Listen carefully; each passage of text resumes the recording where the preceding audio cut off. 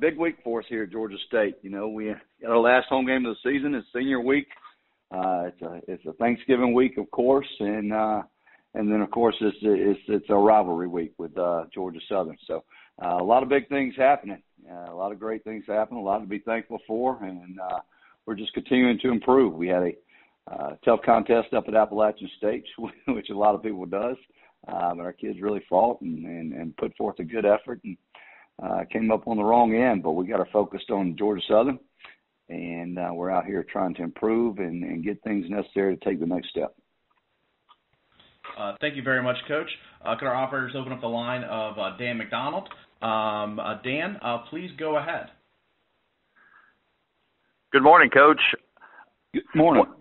You talked about the rivalry with Georgia Southern. Are there a lot of statewide bragging rights and so forth on the line for this one?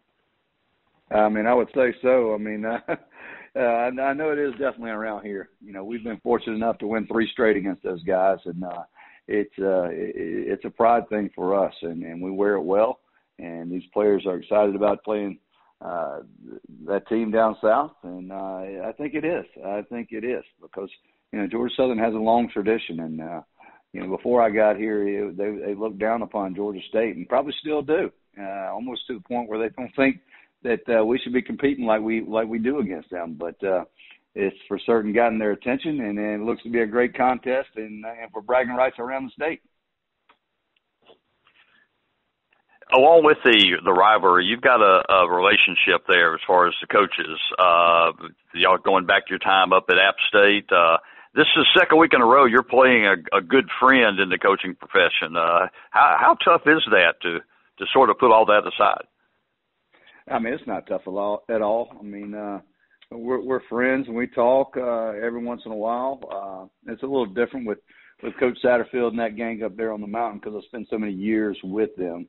Chad and I we were together, I think a few short years, just 2, and but we still keep in contact. But it's a game.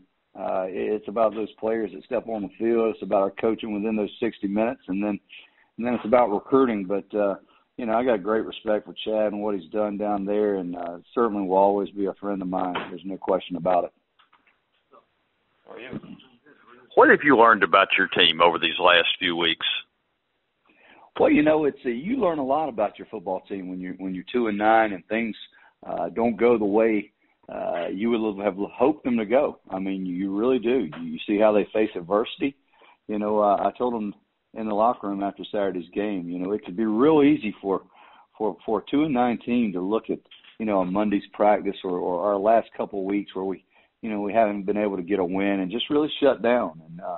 And they don't do that. I mean, our players really enjoy practicing. I think they see more the things that lie ahead for us and doing the things correctly and trying to build a culture. We're trying to develop a culture here.